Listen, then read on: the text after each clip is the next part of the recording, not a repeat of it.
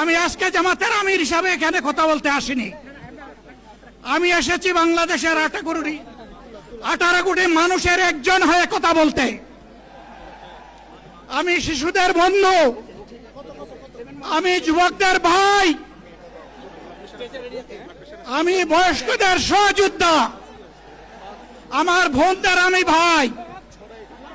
সুতরাং তাদের মুক্তির জন্যই আমি দায়িত্ব নিয়ে আজকে এখানে দাঁড়িয়েছিলাম। আল্লাহর ইচ্ছা শরীর আমাকে সাময়িকভাবে সহযোগিতা করে নাই, এটাও আল্লাহর ইচ্ছা যে এখন আল্লাহ আমাকে কথা বলার সুযোগ দিচ্ছেন।